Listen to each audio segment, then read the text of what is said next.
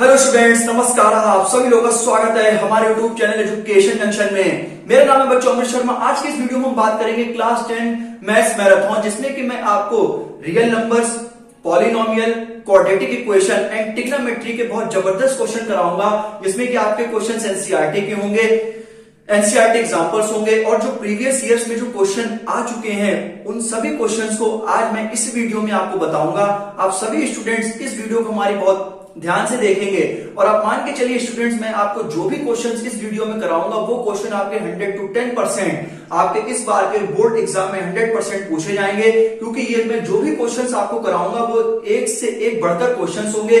जैसे जैसे वीडियो आगे बढ़ेगी वैसे वैसे क्वेश्चंस के लेवल और आगे बढ़ेंगे और आप बहुत ज्यादा सीखेंगे हमारी इस वीडियो से और आपके कंसेप्ट और बेहतर तरीके से क्लियर होंगे। तो आई होप स्टूडेंट्स आप सभी लोग इस वीडियो को एंजॉय करेंगे। तो बिना किसी देरी के वीडियो को शुरू करते हैं। सबसे पहला स्टूडेंट्स आपके सामने मैं क्वेश्चन लेके आया हूं, express each number as the product of their prime.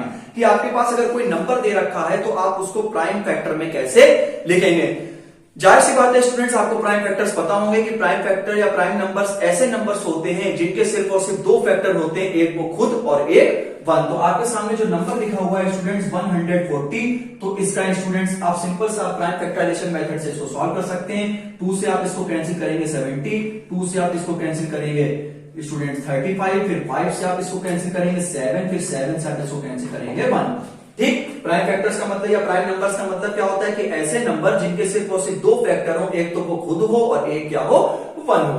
तो अगर आप यहां पर लिखेंगे कि 10 prime factors of 140 are prime factors of 140 are 2 square into 5 into 7, तो ये आपका क्या हो जाएगा, आंसर हो जाएगा। क्योंकि हमसे क्वेश्चन में स्टूडेंट्स ये बोल रहा है सीधे सीधे कि x plus each number as the product of their primes, कि हमें इनको प्रोडक्ट की फॉर्म में लिखना है as the sum of as the product of their prime. देखिए 2 भी प्राइम है, 5 भी प्राइम है, 7 भी प्राइम है। जाहिर सी बात है मैं थोड़ा स्पीड से इसलिए स्टूडेंट्स बोल रहा हूं क्योंकि बिल्कुल हलवा क्वेश्चन है, ताकि आपका थोड़ा सा बेसिक क्लियर हो सके। बाकी स्टूडेंट्स अगर आप रियल नंबर पूरा चैप्टर पढ़ना चाहते हैं तो मैंने अपने YouTube चैनल पर ऑलरेडी रियल नंबर्स पूरा चैप्टर अपलोड कर रखा है, जिसमें कि आपको मैंने मतलब रियल नंबर का क्लासिफिकेशन बताया है। इसके बाद रेशनल नंबर, इररेशनल नंबर के साथ साथ जो एनसीईआरटी के बेहतरीन क्वेश्चन है जो कि हूबहू एग्जाम में आते हैं। इसके बाद student fundamental theorem of arithmetic, या फिर आप इसको कह सकते हैं कि प्रूफ ऑफ इररेशनैलिटी, वो ही मैंने इसमें ऑलरेडी बताए हुए, तो आप उस वीडियो को वॉच कर सकते हैं, बहुत यूजफुल वीडियो है। अब स्टूडेंट्स हम बात करते हैं दूसरा क्वेश्चन है, फाइंड एलसीएम एंड एचसीएफ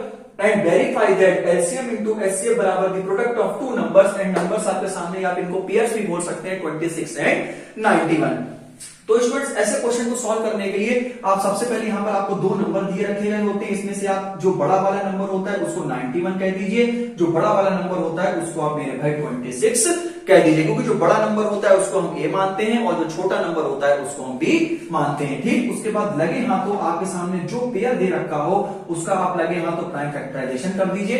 ठीक है ना, यहाँ पे अगर आप इसका प्राइम फैक्टराइजेशन करेंगे तो ये स्टूडेंट 13 सत्ते 91 और 7 एक कम 7, यहां से आप स्टूडेंट्स करेंगे तो ये 13 होगा और ये 13 और 1। ठीक, तो यहां पर अगर आप हम बात करें कि हम 91 को किस प्रकार से लिख सकते हैं, तो इसे हम लिख सकते हैं 13 इंटू 7। बिल्कुल सही बात है भाई कि 13 सत्ते कितना होता है, 91 ही होता है। तो जाहिर सी बात है अगर यहाँ बेटा 13 लिखा हुआ है तो हम 13 की पावर बताओ 1 भी तो लिख सकते हैं, और यहाँ पर 7 की पावर 1 भी लिख सकते हैं। जरा दूसरी तरफ आओ, यहां पर हम बेटा लिखेंगे 26 इज इक्वल टू 2 की पावर 1 और इनटू में कितना हो जाएगा 13 की पावर 1।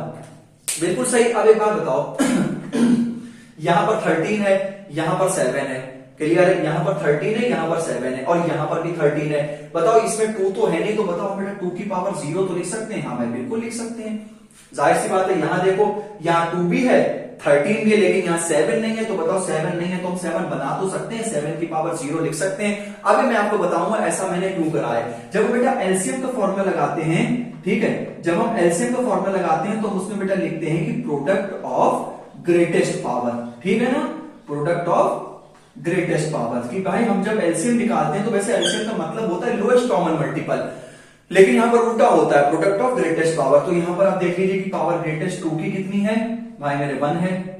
ठीक है, 2 की पावर 1 ही है। यहाँ पर 13 की पावर भी कितनी है भाई मेरे 1 है, और 7 की पावर भी हाईएस्ट कितनी है 1 है। तो यहाँ पर आप देख लीजिए कि 13 सत्ते 91 इंटू 2, तो यहाँ पर आप देख लीजिए 2 और 9 दूनी 18। तो ये इसका स्टूडेंट्स क्या आ जाएगा, एलसीएम आ जाएगा। अगर हम एचसीएफ की बात करें तो एचसीएफ बच्चों होता है प्रोडक्ट ऑफ स्मॉलेस्ट पावर, ठीक है ना, प्रोडक्ट ऑफ स्मॉलेस्ट पावर। तो भाई देख लो भाई यहाँ पर स्मॉलेस्ट पावर कितनी है, तो यहाँ पर अगर स्मॉलेस्ट पावर की बात करें तो जरा 2 की पावर देखो कितनी है, 0 है। 7 की पावर देखो कितनी है, 0 है। और 13 स्टूडेंट्स एक अकेला है तो 13 की पावर 1। तो ये स्टूडेंट्स आपका क्या हो जाएगा, एचसीएफ हो जाएगा, ये आपका क्या हो जाएगा, एलसीएम हो जाएगा। अब स्टूडेंट्स बारी आती है कि हम इसको वेरीफाई करके दिखाएं। तो स्टूडेंट्स आपके सामने मैं वेरीफाई कर देता हूं, ठीक। तो वेरीफाई स्टूडेंट्स, वेरिफिकेशन के लिए एक फॉर्मूला होता है जो कि आपके सामने मैं लिखता हूं कि एलसीएम इंटू एचसीएफ बराबर में होता है ए इंटू बी। की जो भी स्टूडेंट्स हमने एलसीएम और एचसीएफ निकाला है, अगर आप उन दोनों की गुणा कर दें और जो आपके सामने ये दोनों नंबर्स मैंने ए और बी माने, इन दोनों की आप गुणा करते हैं तो ये आपस में बराबर आने चाहिए। यहाँ पर स्टूडेंट्स मेरा कितना है 182 इंटू में 13 और यहाँ पर कितना है 91 इंटू 26। अब स्टूडेंट्स आप इनको सॉल्व कर लीजिए, जो भी आपका आंसर आता है वो बराबर ही आएगा। मैं आपको फटाफट सॉल्व करके दिखा देता हूं। सन 6 और 2 4 5 और ये 2 3, तो ये आपको हो जाएगा 6 6 3 और 2 2 3 6 6। तो स्टूडेंट्स ये भी उतना ही आएगा, आप चाहे इसको सॉल्व करके देख लीजिए। 2 3 6 6। तो स्टूडेंट्स ये ऐसे क्वेश्चन करे जाते हैं। सबसे पहले मैं आपको फिर से बता देता हूं, ये भी कोई बहुत कठिन क्वेश्चन नहीं था। इसमें सबसे पहले जो आपको 2 नंबर दे रखे होंगे उसको आप ए और बी मान लेंगे। कैसे, किस किस ट्रिक से मानेंगे, जो स्टूडेंट बड़ा होगा उसको आप ए कह देंगे, जो छोटा होगा उसको आप बी कह देंगे। लगे हाथ तो आप इन दोनों का प्राइम फैक्टराइजेशन कर लेंगे। 13 सत्ते 91 होता है, 13 दूनी 26 होता है। आप यहाँ पर लिख देंगे, जब यहाँ पर पावर 1 है तो यहाँ पर आप देखेंगे कि किस नंबर की कमी है उसकी पावर 0 लिख देंगे, और यहाँ पर आप देखेंगे किस नंबर की कमी है उसकी पावर 0 लिख देंगे। फिर आप एलसीएम लगाएंगे, जो कि एलसीएम का मतलब होता है कि प्रोडक्ट ऑफ ग्रेटेस्ट पावर, तो ग्रेटेस्ट पावर की गुणा करेंगे। उसके बाद एलसीएम, एचसीएफ का क्या मतलब होता है, प्रोडक्ट ऑफ स्मॉलेस्ट पावर की स्मॉलेस्ट पावर की गुणा करेंगे। उसके बाद स्टूडेंट्स ये फॉर्मूला होता है LCM into HCF is equal to A into B. ये स्टूडेंट्स होता है फॉर्मूला वेरिफिकेशन के लिए। तो एचसीएफ इंटू एलसीएम बराबर में ए गुणा बी, तो 182 इंटू 13 बराबर 91 इंटू 26, जो कि आएगा 2366। तो इस यहाँ पर आप एक लाइन इसमें और बढ़ा सकते हैं कि प्रूव्ड इसमें लिख सकते हैं आप। तो ये स्टूडेंट्स ये क्वेश्चन था, और बाकी अगर आपका वेरीफाई हमेशा ही आएगा। और ये जो क्वेश्चन मैंने कराया है बच्चों, ये वाला, ये असल में बेसिक मैथमेटिक्स में ये क्वेश्चन बहुत पूछा जाता है। बहुत बहुत अच्छा क्वेश्चन है ये। प्रीवियस ईयर में भी अगर आप देखेंगे तो ऐसे क्वेश्चंस आपके सामने बहुत आए। बाकी एनसीईआरटी में, एनसीईआरटी एग्जाम्पलर में, आरडी में और एनसीईआरटी में वगैरह इसमें क्वेश्चन है। तो अगर आप उनकी प्रैक्टिस करेंगे तो आप इन क्वेश्चन को काफी हद तक सीखेंगे। नेक्स्ट क्वेश्चन नंबर 3 है बच्चों, आपको दिया गया है given that HCF of 306, 657 equal to 9। आपको एलसीएम बताना है उसी सेम नंबर का या उसी सेम पेयर का। तो इससे प्रीवियस में मैंने जो आपको क्वेश्चन कराया था उसमें आपको 2 नंबर दिए रखे थे, जिसमें कि आपको एचसीएफ और एलसीएम निकालना था। उसके बाद आपको वेरिफिकेशन करके दिखाना था। तो कहने का मतलब ये है कि अब 2 तरह से क्वेश्चन बन गए हैं। या तो आपको पहले से 2 नंबर दे रखे गए होंगे, आपको उसका एलसीएम और एचसीएफ निकालना होगा, साथ ही साथ आपको उन दोनों नंबर्स का आपको वेरिफिकेशन करके दिखाना होगा। HCF into LCM is equal to A into B. या फिर आपसे कैसे क्वेश्चन पूछेगा वो, या फिर आपसे कोई ये क्वेश्चन पूछेगा कि आपको एचसीएफ दे दिया जाएगा या फिर आपको एलसीएम दे दिया जाएगा, फिर आपसे एक क्वांटिटी पूछी जाएगी। तो इसमें स्टूडेंट्स घबराने की कोई बात नहीं। इसमें सबसे पहले जो स्टूडेंट्स आपको गिवन दिया होता है आप उसको पहले नोट करेंगे कि HCF of 306, 657 which is equal to 9 आपको दे रखा है भाई। तो मैंने आपको वही हम फिर से सेम ट्रिक लगाएंगे कि इसमें देखिए जोड़े दे रखे हैं ए और बी। तो उसमें मैंने आपको बताया था बिल्कुल सेम वही ट्रिक है। जो बड़ा नंबर है उसको स्टूडेंट्स ए ले लीजिए और जो छोटा नंबर है उसको आप क्या ले लीजिए, बी ले लीजिए। ठीक है, जाहिर सी बात है, जाना माना हमारा फॉर्मूला होता है। हम यहाँ पर क्या लिखेंगे, बाय यूजिंग फॉर्मूला। क्योंकि स्टूडेंट मैं रिप्रेजेंटेशन में बहुत ज्यादा काम करता हूं, क्योंकि आपको लिखने से ही क्या मिलेंगे, नंबर मिलेंगे। ठीक, तो यहाँ पर आप देखेंगे कि मैं फॉर्मूला लगाऊंगा HCF into LCM which is equal to A into B. ठीक, तो यहाँ पर ए मैंने किसको माना है, 657 को भाई, है ना, और बी मैंने माना है 306 को। सही है। और यहाँ पर जब हम एचसीएफ की बात करेंगे तो भाई ये देखो, ये एचसीएफ इस पूरे नंबर का 9 दे रखा है, तो 9 इंटू एलसीएम। तो भाई बताओ जब हम एलसीएम निकालेंगे तो बताओ ये जो 9 होगा ये मेरे भाई किसमें आ जाएगा, अपॉन में आ जाएगा। अब यहाँ पर आप इसको कैंसिल कर दीजिए, 9 3 27, ठीक, 9 3 27 और 9 4 34। ठीक, तो यहाँ पर आप देख लीजिए ये करीब ऐसे ही आएगा 2 2 3 3 8। सही है। तो यहाँ पर आप इसको जब मल्टीप्लाई, तो इतना तो आप कर ही लेंगे ना। यहाँ पर मैं एक बार फिर से देख लेता हूँ कि 9 3 27 और इधर 3 बचा और 9 4 36। ठीक, तो यहां पर आप देख लो कि 22338 इसका आंसर आएगा। बाकी स्टूडेंट सिर्फ मल्टीप्लाई करना, ये हमारे ये मुझे नहीं सिखाना है आपको, आई थिंक। ठीक, कहने का मतलब ये है कि हमें इसके अप्रोच को हमें समझना है कि हमें क्या करना है। तो सबसे पहले जो हमें गिवन दे रखा था हमने उतार लिया, ठीक है ऐसे। तो यहाँ पर मैंने कहा था जो बड़ा नंबर हो उसको ए मान लीजिए, जो छोटा नंबर उसको बी मान लीजिए। सिंपल सा फंडा है, फॉर्मूला लगा दो एचसीएफ इंटू एलसीएम बराबर ए इंटू बी। ठीक है, तो यहाँ पर 9 into LCM equal to 657 into 306। हमें भाई मेरे एलसीएम निकालना है, तो बस जाहिर सी बात है जो मल्टीप्लाई है वो डिवाइड में आ जाएगा। 9 से इसको कैंसिल कर दो, मल्टीप्लाई कर दो, 2238 आंसर आ जाएगा। ठीक है, सिंपल सी बात है। अब स्टूडेंट बाकी टाइम स्टूडेंट्स अब ऐसा है कि अब आपको बहुत जोर जबरदस्त तैयारी करनी है, क्योंकि अब कुछ ही टाइम बाद जनवरी नया साल लग जाएगा, फिर फरवरी में आपके स्टूडेंट्स एग्जाम है। तो स्टूडेंट्स अब आप बिल्कुल डट जाइए पढ़ाई में, तो बिल्कुल जो डट जाइए, या फिर हम वो बहुत अच्छे शब्दों में कहते हैं जो आपको भी अच्छा लगे और वो शब्द ये है कि अब आप पढ़ाई के सब्जेक्ट्स के अपने दीवाने बन जाइए। मैथ्स के, साइंस के, हर सब्जेक्ट क्या करें दीवाने बन जाए। तभी तो स्टूडेंट को कहते हैं ना कि हम तो दीवाने दीवाने तेरे दीवाने हैं दीवाने, हम तो दीवाने दीवाने तेरे दीवाने हैं दीवाने, कि तुझ में ओ खुदा में कोई फर्क न जाने, हम तो दीवाने दीवाने तेरे दीवाने हैं दीवाने। क्या बात है। तो नेक्स्ट क्वेश्चन, थोड़ा सा एंटरटेनमेंट होना चाहिए, बाकी का सवाल ही लगाते रहेंगे क्या होगा। ठीक है, तो अब देखो क्वेश्चन नंबर 4। आई होप आपको ये अभी तक के क्वेश्चन समझ में आए होंगे, और इन्हीं क्वेश्चंस की आप प्रैक्टिस करके जाना, तो ये क्वेश्चंस आपको एग्जाम में देखने को मिलेंगे। ये क्वेश्चन बच्चों थोड़ा सा माइंड वाला है, तो इसमें लिखा है कि चेक वेदर 6 की power n can int with the digit 0 for any natural number n। हमें भाई मेरे ये बताना है कि जो 6 की पावर n है क्या वो इंड होगा डिजिट 0 पे for any natural number n, कि जो 6 की पावर n है या कभी भी ये 0 पर खत्म होगा या नहीं होगा, जहां पर जो n होंगे वो नेचुरल नंबर्स होंगे। नेचुरल नंबर जाहिर सी बात है काउंटिंग नंबर स्टार्टिंग फ्रॉम 1 2 3। ठीक है, तो बताओ स्टूडेंट जो हमें 6 की पावर n दे रखा है, ये हमने ऐसे ही नोट कर लिया 6 की पावर n। बताओ 6 के अगर हम प्राइम फैक्टर करेंगे तो बताओ यही तो हो सकता है 2 इंटू 3 की पावर n। हाँ, कहीं सब बिल्कुल सही है भाई, इतना तो हमें भी आता है। ठीक है, तो 6 की पावर n को हम क्या बच्चों लिख सकते हैं 2 इंटू 3 की पावर n। अब एक बात बताओ अच्छा, कि अगर हमें कोई भी डिजिट 0 पर एंड होती है, तो जैसे मान लो फॉर एग्जाम्पल 10 है, ठीक, तो 10 की अगर आप बेटा प्राइम फैक्टर लो 2 5 और 5 और 1, कहोगे हाँ सर बिल्कुल सही है, हमें भी आता है। अगर आप 20 के प्राइम फैक्टर लो तो आप क्या लिखेंगे कि 2 10 जा 2 5 जा और 5 1 जा, बिल्कुल सही है भाई। तो अगर आप 30 के प्राइम फैक्टर लो तो आप ऐसे लिखोगे कि हाँ भाई 15, हाँ भाई 3 5 जा, और आप क्या लिखेंगे 5 बन जाए। तो आप जरा एक यहां पर चीज को नोटिस करो, ये मैंने इसलिए नहीं लिखा है ताकि मैं आपको इसके प्राइम फैक्टर सिखाऊं ना, मैंने इसलिए लिखा है ताकि आप एक चीज को नोटिस करो कि अगर कोई भी नंबर 0 पर खत्म हो रहा है, ध्यान से सुना बच्चों, अगर वो कोई भी नंबर 0 पर खत्म हो रहा है तो उसके पास 2 और 5 दोनों प्राइम फैक्टर है कि नहीं है, जरा ध्यान दो इधर। अगर बेटा मैंने 10 का एग्जांपल लिया है तो 10 में 2 5 है, कहोगे बिल्कुल है। 20 में बोलो 2 5 है, 30 में 2 5 है, 3 है वो उसे छोड़ो, बताओ 2 5 लो। तो कहने का मतलब ये है कि अगर कोई भी नंबर अगर वो 0 पर खत्म होगा तो जाहिर सी बात है उसके पास 2 प्राइम फैक्टर जरूर होने चाहिए, 2 और 5। तो यहां पर एक बात बताओ कि अगर ये ऐसे भी तो हो सकता है कि बताओ 2 की पावर m इंटू 5 की power n equal to q। कहने का मतलब ये है कि यहां पर q कुछ भी हो सकता है, कि कहने का मतलब ये है कि कोई भी नंबर 0 पर तब जाके एंड होगा जब उसके पास 2 भी होगा और 5 भी होगा, दोनों होंगे, एक से काम नहीं चलेगा।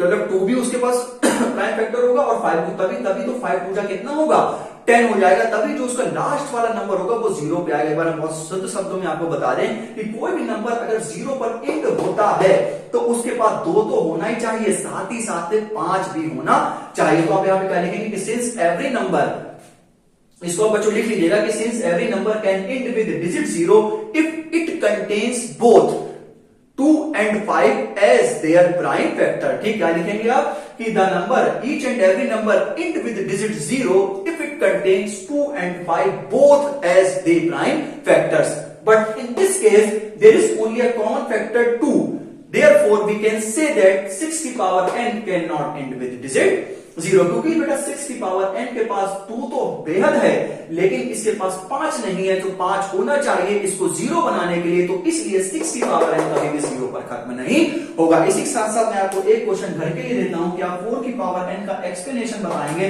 कि ये कभी एंड होगा डिजिट 0 पर या नहीं। और अगर आपने अपने बोर्ड एग्जाम में इस प्रकार से स्टूडेंट्स एक्सप्लेनेशन दिया है q इज इक्वल टू 2 की पावर m इंटू 5 की पावर n में, तो आपको पूरे नंबर मिलेंगे। अब स्टूडेंट्स बात आती है क्वेश्चन 5 की, जो कि स्टूडेंट बेहद इंपॉर्टेंट है, मोस्ट इंपॉर्टेंट क्वेश्चन है ये। और आपसे स्टूडेंट्स ये कहते हैं कि मान लीजिए आपके सामने कोई एक नंबर की सीरीज दे रखी है, कोई आपके सामने डिफरेंट नंबर दे रखे हैं जब प्रोडक्ट में, हम एडिशन में, और आपसे पूछा जाता है कि वो कंपोजिट नंबर है कि नहीं। तो सबसे पहले आप 10th में पहुंच चुके हैं, तो आई होप आपको कंपोजिट नंबर का कंसेप्ट पता होगा कि ऐसे नंबर जिनके दो से ज्यादा फैक्टर होंगे। अगर दो फैक्टर होंगे वन एंड इटसेल्फ तो वो प्राइम फैक्टर, और मोर देन टू फैक्टर्स अगर होंगे तो वो बेटा क्या हो जाएंगे, कंपोजिट नंबर हो जाएंगे। अब जरा यहां पर ध्यान दो, जरा यहां पर लिखा हुआ बेटा 7 इंटू 11 इंटू में 13, और ये बेटा 13 हो गया, सही है ना। तो जरा यहां पर अगर देखो कुछ बेटा कॉमन मिल रहा है, मुझे लग रहा है 13 कहीं से कॉमन मिल रहा है, तो जरा ले ना कॉमन। तो 7 इंटू 11 इंटू 1, और बेटा इधर देखो जरा कहीं से +1 बचेगा नहीं बचेगा, अरे यार कॉमन तो ले ही लोगे, इतना तो कर ही सकते हो, ठीक। तो यहां पर अगर आप बात करें कि 13 और ये 11 7 77 प्लस 1, तो ये हो जाएगा 13 इंटू 78, सही, ठीक है ना भाई।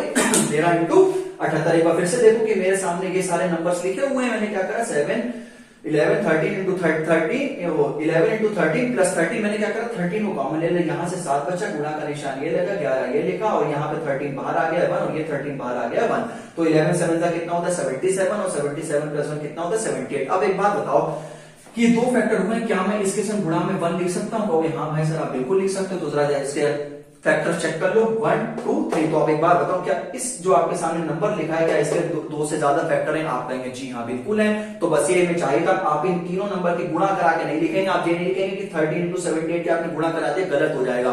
तो कंपोजिट नंबर में आपको जो एग्जामिनर को दिखाना होगा कि इस नंबर के दो से ज्यादा फैक्टर है। आपको आप यहां पर क्या लिखेंगे, since this number has more than 2 factors, this number has the more than 2 factors, therefore this is composite number, या this number is composite number, सही है ना। आप पूरा प्रॉपर एक्सप्लेनेशन देंगे, क्योंकि आप जब प्रॉपर एक्सप्लेनेशन देंगे तभी आपको प्रॉपर मार्क्स भी मिलेंगे, ठीक है ना। क्योंकि मैथ्स में स्टूडेंट जल्दी नहीं, मैथ्स में हमें क्वेश्चन को रिप्रेजेंटेशन आप जितना अच्छा करेंगे क्योंकि स्कूल लेवल की पढ़ाई पे आप अपने रिप्रेजेंटेशन को जितना अच्छा आप करेंगे उतना ही आपके कंसेप्ट क्या होंगे, बेहतर होंगे। इसको आप गुणा नहीं कराएंगे, गुणा कराएंगे तो आपका आधा से 1 नंबर कट सकता है।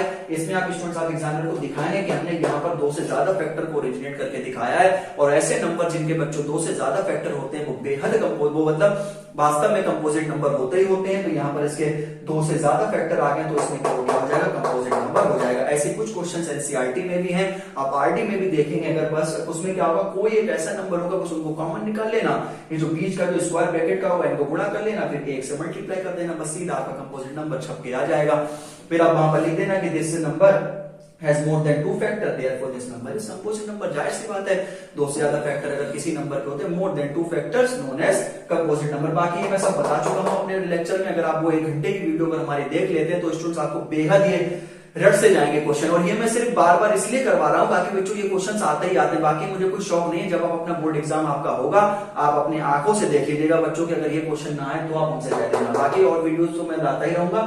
इसके बाद स्टूडेंट जो क्वेश्चन होंगे वो आपकी स्क्रीन पर चल देखने को मिलेंगे। हाँ तो बच्चों, अब मैं आपको जो नेक्स्ट क्वेश्चन क्वाड्रेटिक इक्वेशन का करवाऊंगा उसके 2 पार्ट्स होंगे, और उनमें से या तो फर्स्ट पार्ट आपके एग्जाम में आएगा इस बार, या फिर सेकंड पार्ट आएगा। उन दोनों में से बच्चों एक पार्ट इस बार 100% आएगा। बहुत इंपॉर्टेंट, बहुत अच्छा क्वेश्चन है, जिसमें आपका पूरा का पूरा चैप्टर कवर हो जाएगा।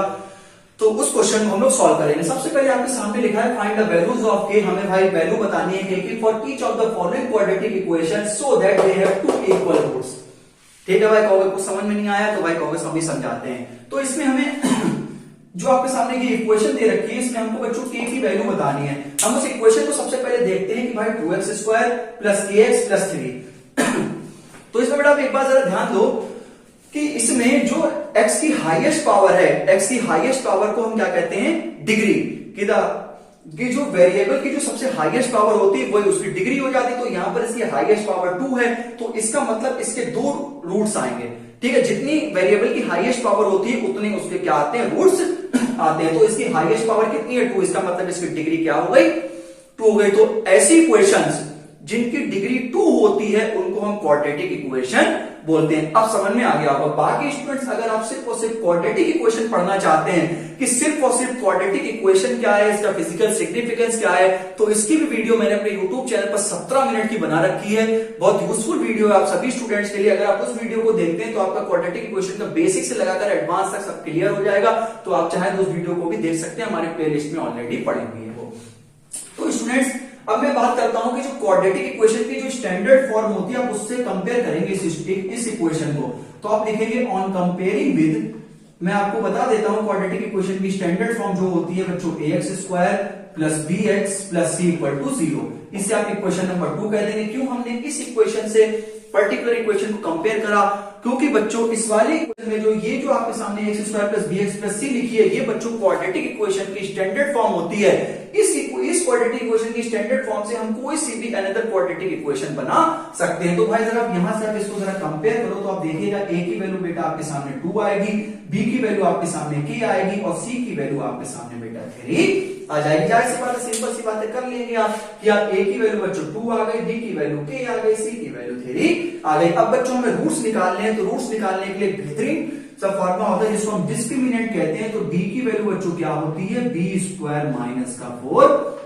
ऐसी साइड सी बात है भाई। जब डिस्क्रिमिनेंट क्या बताता है बच्चों, डिस्क्रिमिनेंट बताता है, discriminant determines the nature of roots of quadratic equation. It is represented by capital D and the formula of discriminant of quadratic equation is equal to b² minus 4ac। तो यहां पर students आप b² की जरा value लगा दीजिए। b मतलब यहां पर हो जाएगा k² माइनस 4 इंटू जरा 2 की वैल्यू, a की वैल्यू आप रखिए 2 और c की वैल्यू रखिए आप यहां पर 3। अब स्टूडेंट्स एक बात आप ध्यान दीजिएगा कि आपसे क्वेश्चन में बच्चों को खुद चिल्ला चिल्ला के कह रहा है that they have two equal roots, और जहां पर बच्चों रूट्स बराबर होते हैं वहां पर d की वैल्यू क्या होती है, 0 होती है। आप यहां पर लिख भी देंगे कि since d is equal to 0 because they have two equal roots। अब हम बच्चों बात करेंगे कि जो d की वैल्यू b² माइनस 4ac है, जब वो 0 से बड़ी होती है तो जो रूट्स तो बच्चों 2 ही आने हैं। क्यों 2 आने हैं, क्योंकि यहां पर जो इसकी हाईएस्ट डिग्री है वो तो बच्चों 2 ही है ना, तो इसकी बच्चों जाहिर सी बात है 2 ही सॉल्यूशन आएंगे। जितनी डिग्री उतने ही नंबर ऑफ सॉल्यूशंस। तो अगर हम d की वैल्यू की बात करेंगे, अगर बच्चों d की वैल्यू 0 से बड़ी होगी तो जो रूट्स होंगे वो रियल होंगे, रूट्स होंगे वो रियल होंगे और डिस्टिंक्ट होंगे। डिस्टिंक्ट मतलब होता है अलग अलग, आप इसको अनइक्वल भी बोल सकते हैं। तो अगर d की वैल्यू 0 से बड़ी होगी तो then the roots are real and distinct. अगर बच्चों d की वैल्यू 0 से छोटी होगी, it means we can say that the value of d is negative. मतलब d की वैल्यू अगर 0 से छोटी है, नेगेटिव है, तो रूट्स हमारे एग्जिस्ट ही नहीं करेंगे। या फिर अगर मैं आपको और नॉलेज दूं तो रूट्स क्या होंगे, इमेजिनरी होंगे। जो रूट के अंदर -1 आ जाता है तो आयोटा की फॉर्म में बन जाते हैं। वो क्लास 11 12 का वो खैर दूसरा इशू है। तीसरा केस होता है बच्चों कि अगर डिस्क्रिमिनेंट की वैल्यू 0 है, इसका मतलब जो आपकी x की 2 वैल्यूज आएंगी वो बच्चों बराबर आएंगे। तो यहाँ पर d की वैल्यू 0 और बाकी स्टूडेंट्स श्री धराचार्य जी ने दिया था। तो बाकी आप अगर डिस्क्रिमिनेंट के बारे में आप पढ़ना चाहते हैं तो वो भी मैंने अपने यूट्यूब चैनल पर बताया हुआ है। यहां से आप बच्चों इसको सॉल्व कर लेंगे तो ये हो जाएगा बच्चों k² 3 2 6 24 k। ठीक है, तो यहां से आप इसको बेटा इधर ले आओ तो k² की वैल्यू कितनी हो जाएगी, 24 के। जरा k से k काट दो तो k की वैल्यू बच्चों कितनी हो जाएगी, 24। ठीक है, तो यहाँ पर सॉरी आई एम सॉरी यहाँ पर बच्चों k है नहीं, कोई बात नहीं, हो जाता है। ठीक है, तो यहाँ पर बच्चों ये क्या होगा, k² की वैल्यू कितनी आ जाएगी बच्चों, 24। तो k is equal two plus minus √24। तो एक तो आपका ये आंसर आ जाएगा। एक आई थिंक इसको 2√6 भी लिख सकते हैं, क्योंकि जब आप इसके प्राइम फैक्टर करेंगे तो 2 1 जा 2 2 जा, ये आपका 2 6 जा 12 और ये आपका 2 3 जा और ये आपका 3 बन जा। तो ये आप ऐसे करके लिख सकते हैं कि 2 into 2 आपका ये कॉमन प्राइम फैक्टर बन जाएगा और ये 3 2 जा 6 आपका रूट में रहेगा।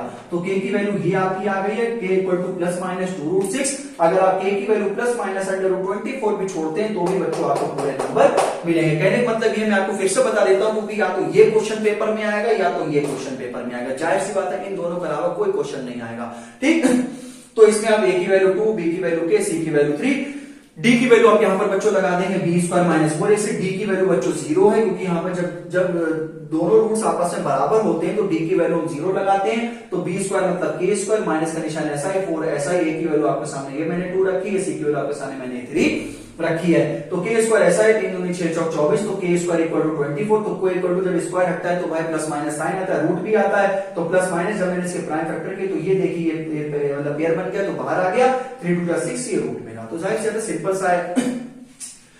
बाकी स्टूडेंट एक सीधी धराचार्य फॉर्मूला होता है तो उसी में ये निकल कर आता है। मैं आपको इसमें लिख के दिखा देता हूं। x is equal to minus B plus minus root over B square minus 4ac upon में 2 है। तो ये स्टूडेंट हमारे बहुत महान मैथमेटिशियन ने ये फॉर्मूला दिया था, सीधी धराचार्य फॉर्मूला।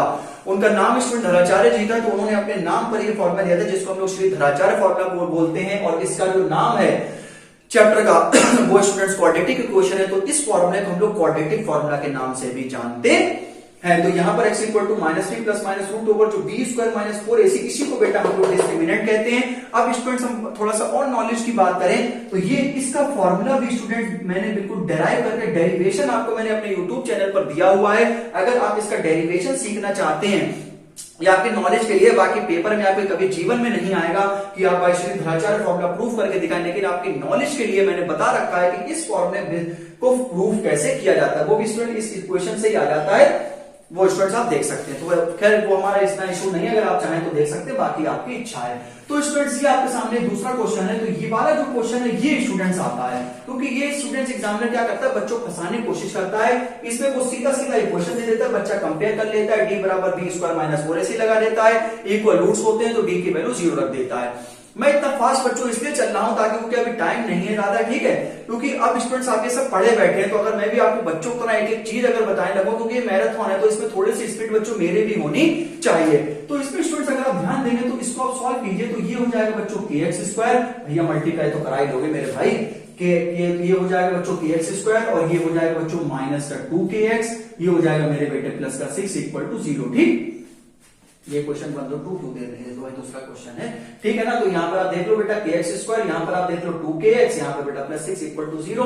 अब यहाँ पर आप भाई इस इक्वेशन को कंपेयर कर दो ऑन कंपेयरिंग विद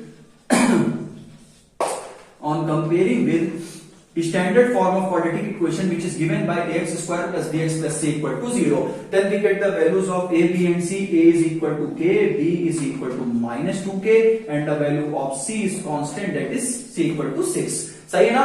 जो यहाँ पर a, b, c होते हैं वो बच्चों रियल नंबर्स होते हैं या रियल कांस्टेंट होते हैं, या फिर आप कह सकते हैं जो a है वो x स्क्वायर का कोफिशिएंट है, जो x है जो b मतलब x b का कोफिशिएंट और c कांस्टेंट आप कैसे कह सकते हैं इसको।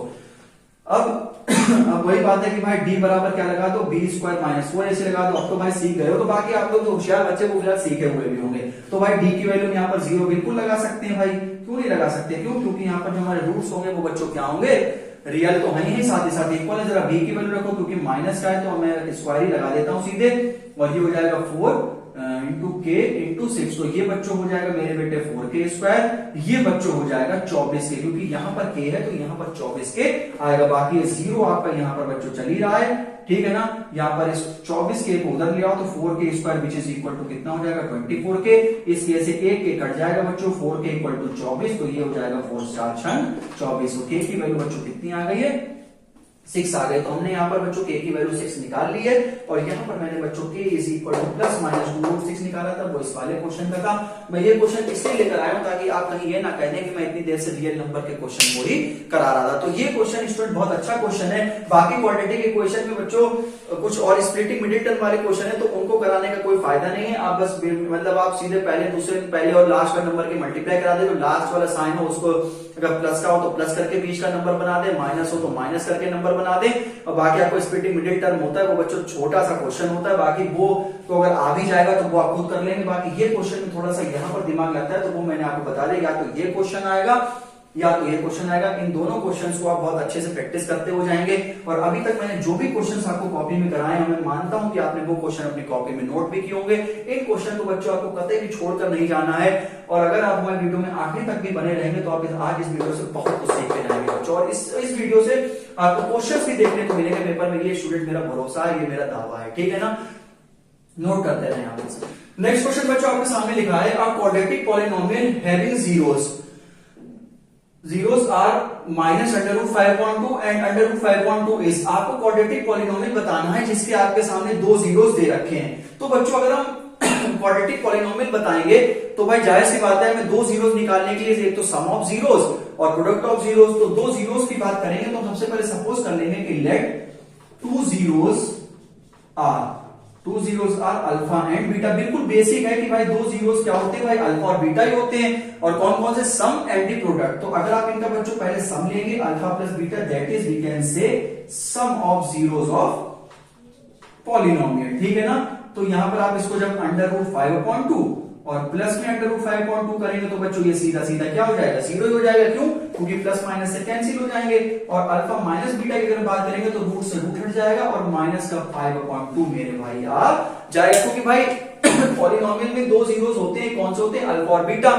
जाहिर सी बात है उनको जब जोड़ते हैं तो सम ऑफ जीरोस हो जाता है और जब घटाते हैं तो प्रोडक्ट ऑफ जीरोस हो जाता है, मतलब ठीक है। तो यहां पर अगर हम क्वाड्रेटिक पॉलिनोमियल बनाना चाहते हैं तो उसका बच्चों फॉर्मूला होता है x square minus alpha plus beta x और प्लस अल्फा गुणे बीटा। और इसके बाहर बच्चों मेरे भाई क्या आता है, के आ जाता है। क्यों? क्योंकि हम यहाँ पर ये बच्चों क्या होता है, अल्फा प्लस बीटा ये होता है सम ऑफ जीरोस और ये जो अल्फा और बीटा होता है ये सीधा प्रोडक्ट ऑफ जीरोस होता है। यहां पर आप के लगा दो बच्चों, एक्स स्क्वायर, ये टर्म बच्चों देख लो ये ऑलरेडी जीरो है, मैं इसको लिखूंगा नहीं, तो एक्स स्क्वायर माइनस में 5/2। ठीक, तो ये बच्चों एक एमसीक्यू क्वेश्चन था। अब जरा आप यहां से इसे एमसीक्यू को मिलाओ अगर, तो बच्चों ये तो कहीं पर से होगा नहीं, 5/2 ये भी, अगर ये नहीं है तो ये भी नहीं होगा, जाहिर सी बात है इतना तो आप मिला ही लोगे। 15x² तो 15 तो कहीं से नहीं आ रहा है, तो यहां पर बच्चों के की वैल्यू क्या होगी, 8। तो आप क्या लिखेंगे, for k is equal to 8। तो यहां पर जब आप 8 लिखेंगे तो ये हो जाएगा एक्स स्क्वायर माइनस 5/2, तो ये बच्चों हो जाएगा 8x स्क्वायर माइनस का 40/2, तो ये हो जाएगा बच्चों 8x स्क्वायर माइनस का 20। तो ये आपके इस क्वेश्चन में क्या हो जाएगा, आंसर हो जाएगा। अगर ये क्वेश्चन आपका जनरली पूछा जाता तो आप अगर यहां तक भी छोड़ देते तो भी आपका आंसर हो जाता। तो हमने एमसीक्यू से अपना आंसर बनाया कि एक्स स्क्वायर माइनस 5/2x, ये तो कहीं से भी नहीं बन रहा है। 15x स्क्वायर माइनस 6 पेचीदा कहीं नहीं आ रहा है, ठीक है। जब ये नहीं बन रहा है तो ये भी नहीं बन रहा है, तो यहां से जो के की वैल्यू है वो बच्चों हमें कितनी मिल जाएगी, 8 मिल जाएगी। बहुत बेसिक सा बच्चों ये क्वेश्चन था।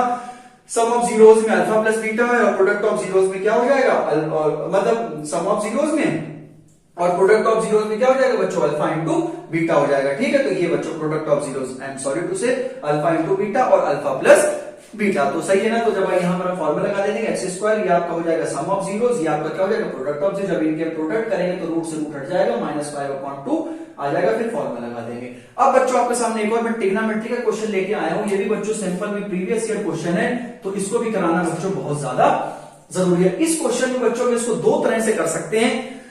सबसे पहले इसको ऐसे कर सकते हैं, या तो हम इसमें tan theta perpendicular upon base, फिर हम हाइपोटेनस निकालें, या फिर बच्चों हम इसको ऐसे कर सकते हैं कि हम इस पूरी इक्वेशन को साइन से डिवाइड कर देंगे, साइन मतलब कॉस से इसको क्या कर देंगे, डिवाइड कर देंगे। क्यों? क्योंकि साइन अपॉन कॉस बच्चों क्या होता है, tan थीटा होता है। तो यहां पर बच्चों हम क्या लिखेंगे, साइन थीटा, ठीक, अपॉन में बच्चों कॉस थीटा, सही है ना। और ये प्लस का क्या हो जाएगा, कॉस थीटा, अपॉन में कितना हो जाएगा, कॉस थीटा। यहां पर बच्चों वही सेम काम कीजिए, ये हो जाएगा बच्चों 4 साइन थीटा, अपॉन में बच्चों क्या हो जाएगा, कॉस थीटा। ये मेरे भाई हो जाएगा कॉस थीटा, अपॉन में क्या हो जाएगा, कॉस थीटा। वैसे हम चाहें तो यहाँ पर परपेंडिकुलर अपॉन बेस हम हाइपोटेनस निकाल सकते हैं, क्योंकि hypotenuse square is equal to perpendicular square plus base square, क्योंकि पाइथागोरस थ्योरम का पाइथागोरस थ्योरम का ये स्टूडेंट्स फंडा है कि हाइपोटेनस स्क्वायर जो सबसे लंबी साइड ट्रायंगल की जो होती है, राइट एंगल ट्रायंगल की, वो जो बचे हुए दो साइड्स होते हैं उनके स्क्वायर के सम के बराबर होती है। तो अगर इसे अंग्रेजी में कहना चाहें तो कैसे कहेंगे कि right triangle the square of hypotenuse is equal to the sum of the squares of the other two sides, सही है ना। लेकिन हम यहाँ पे अगर बच्चों tan थीटा, यहाँ पे बच्चों कॉट भी हो सकता था, क्योंकि साइन अपॉन कॉस क्या होता है बच्चों, tan होता है, तो मैंने साइन और कॉस से डिवाइड किया ताकि मुझे हाइपोटेनस वगैरह ये फंडा ना करना पड़े, मुझे अपने क्वेश्चन को लेंथी वैसे भी नहीं करना है। तो मैंने क्या करा कि यहाँ पर कॉस से डिवाइड कर दे, तो साइन अपॉन कॉस बच्चों सीधा सीधा मुझे दिखाई दे रहा है tan। अगर ये कॉट होता तो बच्चों हम यहाँ पर किससे डिवाइड करते, साइन से डिवाइड करते, तो यहाँ पर कॉस अपॉन साइन कॉट बन जाता, तो हमें अप्रोच पता लग जाती है क्वेश्चन को सॉल्व करने की। तो यहाँ चाहे tan हो चाहे कॉट हो, अपने हिसाब से देख लेना, ठीक। तो यहाँ पर बच्चों 4 हो जाएगा, ये हो जाएगा 4 tan थीटा प्लस 1, और आई थिंक ये यहाँ पर हो जाएगा बच्चों 4 tan थीटा माइनस 1, क्योंकि ये cos थीटा ये सब क्या हो जाएंगे, कैंसिल हो जाएंगे। अब देखो सीधा सा हो गया है। अब यहाँ पर इसको आप सॉल्व कर लो बच्चों, ये हो जाएगा मेरे भाई 5/2, ये हो जाएगा मेरे भाई +1, और ये हो जाएगा 4, ये हो जाएगा मेरे भाई 5/2, और ये हो जाएगा -1। अब मुझे ये सॉल्व करके नहीं दिखाना है, ये मुझे नहीं सॉल्व करके दिखाना है। क्यों नहीं दिखाना है सॉल्व करके, वैसे मैं भी करूंगा इसको, क्योंकि मुझे ये नहीं सिखाना है आपको, मुझे ये नहीं सिखाना है, मुझे सिखाना है आपको ये, इसकी अप्रोच सिखानी है मुझे ये नहीं सिखाना, ये सिखा के क्या करेंगे हम, ठीक है, हमें ये सिखाना है आपको कि जब साइन अपॉन कॉस होगा तो वो tan बन जाएगा, तो डायरेक्ट हम इसका फॉर्मूला पुट कर देंगे। इसको अगर आप चाहे कैंसिल भी कर दें या फिर आप इसको सीधा एलसीएम ले लें, यहाँ पर ये बच्चों कितना हो जाएगा 20/2, ये आपका हो जाएगा +1, ठीक है ना, 5 4 20, और ये भी बच्चों कितना हो जाएगा 20/2, ये बच्चों कितना हो जाएगा -1। अगर इधर से आप काटेंगे तो ये आ जाएगा बच्चों 11, ठीक है, इससे आप इधर कैंसिल करेंगे और ये बच्चों कितना आ जाएगा /9। तो आई थिंक इस क्वेश्चन का बच्चों आंसर होगा 11/9। और बेसिकली मुझे ये आपको नहीं सिखाना है कि इस क्वेश्चन का आंसर 11/9 है, मुझे इसकी अप्रोच आपको बतानी है कि यहाँ पर हम tan थीटा, बेहद आप बिल्कुल सही कह रहे हैं कि हम परपेंडिकुलर बेस और हाइपोटेनस हम निकालेंगे, बिल्कुल ठीक है, हम निकाल लीजिए। तो यहाँ पर आप साइन थीटा या पाई परपेंडिकुलर अपॉन हाइपोटेनस रखो, cos theta base upon hypotenuse रखो, फिर यहाँ पे परपेंडिकुलर हाइपोटेनस रखो, बेस अपॉन हाइपोटेनस रखो, नहीं, इतनी नौटंकी हमें नहीं करनी है। तो हमने सीधे सीधे इसको बच्चों डिवाइड कर दिया cos से, क्योंकि sin अपॉन cos tan होता है, अगर यहाँ पर cot होता तो उस हिसाब से हम इससे डिवाइड करते हैं, sin से डिवाइड करते तो cos अपॉन sin cot होता है, ठीक है। बाकी आप ये तो आप सॉल्व भी कर लेंगे, मुझे बस आपको ये स्टेप बना के दिखाना था, ये वाला मुझे आपको ये स्टेप बना के दिखाना था कि 4 tan थीटा +1 और मेरे बेटे अपॉन में 4 tan थीटा -1। तो ये बच्चों ट्रिग्नोमेट्री का अच्छा क्वेश्चन है। इस प्रकार के क्वेश्चन बच्चों ये आपके एमसीक्यू में आ सकते हैं, तो ये बच्चों आप बिल्कुल इस क्वेश्चन को निग्लेक्ट नहीं करेंगे। और एक ये वाला क्वेश्चन की आप बच्चों देखो, एक बात मेरी ध्यान रखना कि अगर कोई क्वेश्चन ऐसा आ जाता है जो कि थोड़ा सा अगर ट्रिकी होता है तो वो एमसीक्यू से बन जाता है, मतलब जो ऑप्शंस होते हैं वो आपको सीधा झलक दिखला जाते हैं। जैसे कहने का मतलब ये कि यहाँ पर जब हम के की वैल्यू को क्या रखते हैं, यहाँ पर 8 रख देते, क्योंकि ये सारे ऑप्शन बनी रहे, तो ये क्वेश्चन हमारा एमसीक्यू से हो जाता है। तो इस प्रकार से आप थोड़ा सा चालाक भी बनना, तभी आपके क्वेश्चन बच्चों अच्छे हो सकते हैं। और पेपर में अगर आप चालाकी नहीं दिखाएंगे तो बच्चों थोड़ा सा आप मुश्किल में पड़ सकते हैं। तो ठीक है ना, तो आई थिंक आपको ये अप्रोच समझ में आई होगी कि अगर यहाँ पर हमें जो भी बनाना हो उस हिसाब से इसको डिवाइड कर सकते हैं। हाँ तो बच्चों अब एक क्वेश्चन और मैं ट्रिग्नोमेट्री का लेकर आया हूं, जो कि आपके सैंपल में आ चुका है क्वेश्चन कि अगर इफ थीटा की वैल्यू 30 डिग्री है, कि जो आपका थीटा है एंगल है वो 30 डिग्री दे रखा है, देन आप वैल्यू बताइए 3 tan थीटा की। तो भाई देखते हैं, सॉल्व करने की कोशिश करते हैं इसको कि 3 tan थीटा की आपको बच्चों क्या बतानी है, वैल्यू बतानी है। तो ठीक है भाई, तो 3 ये tan आपके सामने मैं ऐसे लिखा रहने देता हूं, और जो थीटा की बच्चों वैल्यू है वो 3 tan थीटा, तो थीटा की वैल्यू कितनी बच्चों 30 डिग्री है। ठीक, जाहिर सी बात है भाई, जब मैं 3 tan थीटा पूछा तो 3 मैंने ऐसे लिख दिया, tan कंपोनेंट ऐसे लिखा और थीटा 30। अब भाई आपको इतना तो पता ही होगा कि जो tan थीटा होता है वो बच्चों 1/√3 होता है। आप यहाँ पर लिख भी सकते हैं कि since we know that tan 30 is equal to मेरे भाई 1/√3। तो बच्चों इसको आप सॉल्व कर लीजिए, ये क्या हो जाता है बच्चों 3/√3 हो जाता है। क्योंकि ये एमसीक्यू था तो हम इसका आंसर इतना ही छोड़ेंगे। मैं इस क्वेश्चन को इसलिए बच्चों लेकर आया हूं, बाकी ये क्वेश्चन मैं जानता हूं कि बहुत बच्चे इजिली कर लेंगे। और अगर बच्चों ये क्वेश्चन एमसीक्यू ना होता और अगर ये 3 नंबर का मतलब 2 नंबर का क्वेश्चन अगर आता, मान लीजिए, तो ये क्वेश्चन आपका यहाँ पर 1 नंबर कट सकता है। क्योंकि मैथ हमें ये सिखाती है कि जो डिनोमिनेटर की 2 कंडीशंस होती हैं, एक हमें उसको इरेशनल में नहीं छोड़ना है और एक हमें निगेटिव में नहीं छोड़ना है। तो यहाँ पर आप इसको रेशनलाइज कर दीजिए, √3 इंटू √3 लिख लीजिए। तो ये बच्चों मेरे भाई हो जाएगा 3√3/3। तो ये बच्चों यहाँ पर क्या बन जाता है, √3 बन जाता है। क्योंकि यहाँ पर बच्चों ये फिर रेशनलिटी को तो √3 से आपको रेशनलाइज करना पड़ेगा, तो ये बच्चों हो जाएगा 3√3/3, तो √3 यहाँ पर आपका बनेगा। वैसे आपका एमसीक्यू के लिए ये ऑप्शन आपका बेहद सही है, बिल्कुल आपको इसमें पूरे नंबर मिलेंगे। लेकिन अगर आपका क्वेश्चन एमसीक्यू ना हटके कुछ पार्ट्स में आता है तो आप उस क्वेश्चन को भी ध्यान रखेंगे कि आपको कभी भी अपने मैथ के आंसर को इरेशनलिटी में नहीं छोड़ना है। जैसे मान लीजिए आप बच्चों एक क्वेश्चन करते हैं, ये बच्चों लास्ट क्वेश्चन होगा इस मैराथन का। तो यहाँ पर बच्चों आपसे क्वेश्चन में पूछा जाता है कि प्रूव दैट 1/√2 इज इरेशनल। बच्चों ये क्वेश्चन बहुत बढ़िया है, क्योंकि स्टैंडर्ड में ये क्वेश्चन बहुत बेहद आता है। क्योंकि यहाँ पर जो बच्चा क्या करता है, सीधे सीधे उसको रेशनल मान के P/Q की फॉर्म में लिख देता है, तो ये गलत हो जाता है उसका। तो यहाँ पर बच्चों का 1/√2 लिखा है, तो यहाँ पर आप उसको √2/√2 लिखे, which we can say that √2/2।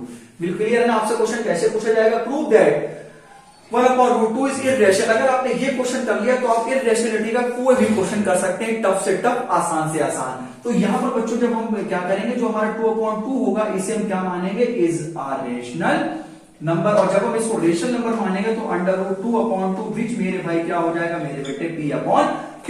सही है भाई, भेजो उसको उधर। तो √2 इज इक्वल टू में मेरे भाई क्या हो जाएगा, 2P/Q। तो ये बच्चों इक्वेशन नंबर फर्स्ट हो जाएगी। अब हम यहाँ पर लिखेंगे कि सिंस जो 2p/q है वो तो मेरे भाई क्या है, 2p/q इज रेशनल नंबर। बिल्कुल है भाई, क्यों नहीं है, क्यों, क्योंकि 2b क्या है, रेशनल है, p/q तो रेशनल नंबर होते ही, जहां पर p और q को प्राइम इंटीजर्स होते हैं, क्योंकि वैल्यू 0 बराबर नहीं होती, कंडीशन सेटिस्फाई हो रही है। लेकिन बच्चों जो √2 है हमें पैदा होते सिखा दिया जाता है, √2 क्या होता है, इर्रेशनल होता है। Also we know that √2 is irrational number, therefore as our assumption is wrong, so we conclude that 1/√2 is irrational। तो ये बच्चों बहुत बढ़िया क्वेश्चन था जो मैंने आपको कराया है। बाकी प्रूव दैट √2 इज irrational तो हम लोग गाने की तरह याद कर सकते हैं। बाकी प्रूव दैट 3 + 2 √5 इज irrational, उसको भी हम लोग इजिली कर सकते हैं। लेकिन 1/√2 इज irrational को हमें प्रूव करने के लिए सबसे पहले हमें बेटा इसको रेशनलाइज करना पड़ेगा। 1/√2 इंटू में √2 अपॉन में √2, तो यहां पर बच्चों हो जाएगा √2 अपॉन √2 इंटू √2, 2 हो जाएगा। तो √2 upon 2 is a rational number. अब जो भी रेशनल नंबर होता है वो भाई p/q की फॉर्म में लिख सकते हैं।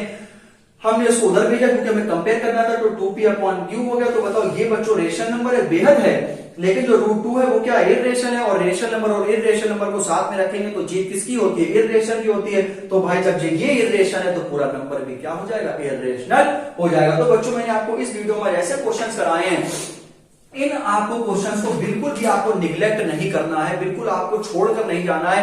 इन क्वेश्चंस को बिल्कुल आप अपने 2-2, 4-4 बार इसको रिवाइज करें, और इनमें से आपको बेहद काफी क्वेश्चन जो मैंने करवाए 10-12 आपको जरूर पेपर में देखने को मिलेंगे। अगर आपको यकीन नहीं होता है तो आप अपने बोर्ड एग्जाम में जब पेपर हो तो कोई भी आपका सेट मिले, जरूर आपको वो क्वेश्चन देखने को मिलेंगे। आई होप स्टूडेंट्स आपने इस वीडियो को मेरे एंजॉय करा होगा और काफी कुछ सीखा होगा। मैं रिक्वेस्ट करता हूं आपसे बच्चों की, अगर आपने हमारी वीडियोस को सीखा हो तो बच्चों प्लीज एक बार कमेंट करके जरूर बताएं, और अगर हमारी वीडियो अच्छी लगी हो तो प्लीज वीडियो को लाइक करें, चैनल को सब्सक्राइब करें। इसी प्रकार से मिलते हैं नेक्स्ट वीडियो में, तब तक के लिए अपना बहुत अच्छे से ध्यान रखें। खूब बच्चों पढ़ो लिखो, क्योंकि अब आपके बोर्ड एग्जाम बच्चों आने वाले हैं। थोड़ा हंसी खेल को कम करके अपने बोर्ड एग्जाम पर फोकस करो, खूब खुश रहो, खूब मौज करो। तो मिलते हैं नेक्स्ट वीडियो में, तब तक के लिए जय हिंद, जय Bharat, God bless all of you.